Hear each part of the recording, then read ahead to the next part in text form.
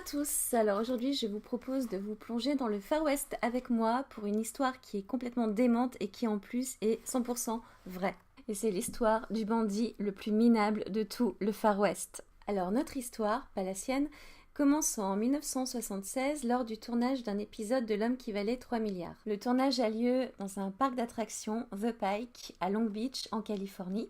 Et c'est là qu'un technicien a l'idée absolument génialissime d'aller visiter quelques attractions pour voir s'il peut pas grappiller des éléments de décor ici ou là. Il arrive dans une attraction qui s'appelle Laugh in the Dark. Il voit un mannequin suspendu par une corde, se dit que ce pendu fera un super élément de décor, le décroche, et là, au stupeur, le bras non seulement lui reste dans la main, mais un os humain sort véritablement de ce bras. En fait, il ne tient pas un mannequin, mais une momie. Oui, une momie. Bon, l'histoire ne nous dit pas si le technicien en question a hurlé ou vomi, ça, on n'en sait rien. En revanche, ce qu'on sait, c'est que la police a été appelée dans le parc d'attractions, que la police a envoyé le cadavre à la morgue et que le médecin légiste a pu donner quelques éléments d'information. Et surtout, dans la bouche du cadavre, il a découvert un penny datant de 1924, ainsi qu'un ticket pour le musée du crime. Mais qui était cet homme ? Alors, après plusieurs mois d'enquête, de recherche dans les archives de journaux, on a enfin réussi à déterminer l'identité de cet homme. Il s'agissait d'Elmer McCurdy, alias le bandit le plus minable de tout le Far West. Pourquoi ? Eh bien, je vais vous raconter son histoire. Elmer McCurdy naît le 1er janvier 1880 et on ne peut pas dire que toutes les fées se soient vraiment penchées sur son berceau. Sa mère a 17 ans, il est né de père inconnu, ce qui n'est pas super bien vu à l'époque, et donc du coup pour sauver un peu les apparences, son oncle et sa tante décident de l'adopter et de se faire passer pour ses parents. Il sera donc élevé avec sa mère en croyant que c'est sa sœur. Il découvre la vérité à l'âge de 10 ans et là ça le bouleverse tellement qu'il commence à faire absolument n'importe quoi.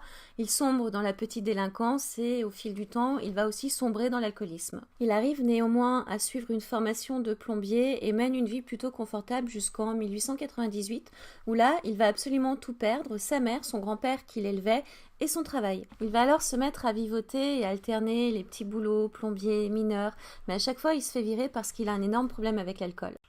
Alors en 1907, et comme l'armée recrute, il décide de s'enrôler. Il va rester 3 ans dans l'armée et là il va apprendre le maniement des mitraillettes et de la nitroglycérine. À la sortie de l'armée, il essaye de travailler un peu, mais il vivote plus qu'il ne vit. Et puis surtout, il finit par se faire arrêter parce qu'il vole du matériel à son employeur. Donc il se retrouve en prison et là il se fait un camarade de prison. Et à leur sortie, ils décident tout naturellement de faire des coups ensemble. Et voilà donc qu'en mars 1911, Elmer entend parler d'un convoi ferroviaire qui transporte 4000$. Il décide, avec son complice, de faire sauter le coffre et de récupérer l'argent. Mais notre pro de la nitro dose mal la charge et finalement plus de la moitié des pièces font et il finit par s'en sortir avec un butin de 450$ seulement.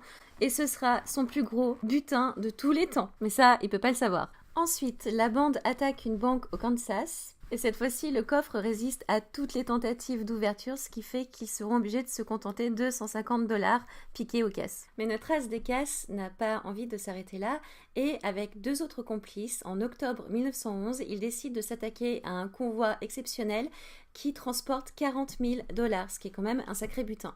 Et devinez quoi, là aussi c'est un échec total puisque notre ami Elmer en ressort avec 46$, 2 bouteilles de whisky, un manteau, la montre du conducteur. Et ben non, et puis plus rien, c'est tout. Un journal local titrera que c'est le hold-up le plus minable de toute l'histoire des vols de train. Alors complètement dépité, Elmer part se réfugier dans la ferme d'un ami avec ses 2 bouteilles de whisky.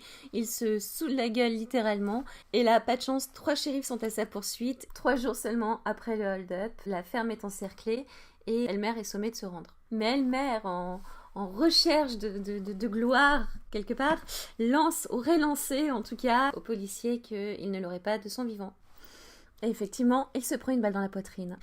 Et c'est à sa mort que commence véritablement la vie d'Elmer. Sa dépouille est conduite chez Joseph Johnson, le croque-mort, et comme personne ne vient récupérer le cadavre, Johnson se dit finalement pourquoi j'essaierai pas d'en tirer profit. Alors il décide de laver le cadavre, de le raser, de bien l'habiller et surtout de l'embaumer. Et en fait ce qu'il va faire c'est qu'il va le mettre dans son arrière-boutique et proposer aux gens pour un penny de voir le cadavre du bandit qui ne s'est pas rendu de son vivant. Pourtant, 5 ans plus tard, coup de théâtre, les 2 frères d'Elmer arrivent et réclament le corps. Donc évidemment, le croque-mort est obligé de leur rendre. mais si vous avez bien suivi, vous savez bien qu'Elmer n'avait pas de frère. Les deux hommes sont les frères Patterson, qui sont les propriétaires d'un cirque itinérant, et c'est parti pour le freak show.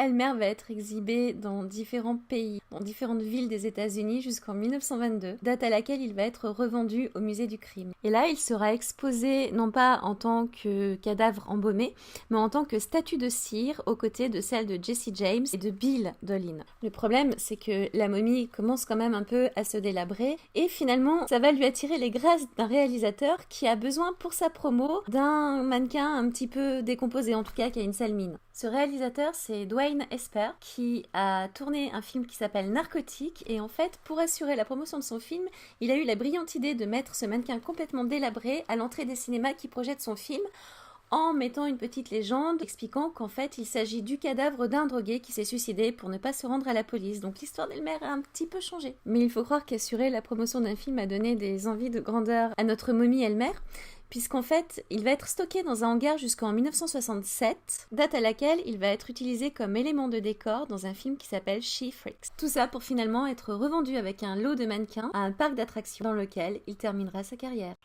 Je vous avais dit que cette histoire était complètement dingue.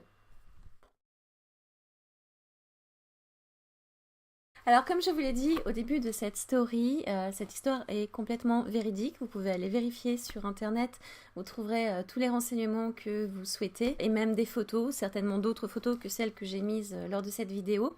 En tout cas moi ça m'a complètement halluciné cette histoire, plus folle que de la fiction finalement. Ce que vous vous demandez aussi certainement c'est mais où est donc passée la momie Elmer? Est-ce qu'enfin il a trouvé le repos éternel? Alors la réponse est oui.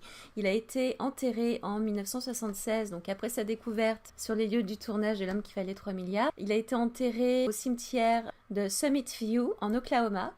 Et alors pour la petite histoire, étant donné que voilà, les pérégrinations d'Elmer ont quand même fait le tour des journaux américains, en fait pour éviter que son cadavre soit à nouveau dérobé et exhibé Dieu sait où, en fait on a coulé une chape de béton sur sa tombe, ce qui fait que personne ne peut plus voler le cadavre et en tirer profit. Voilà, c'est tout pour aujourd'hui, donc surtout...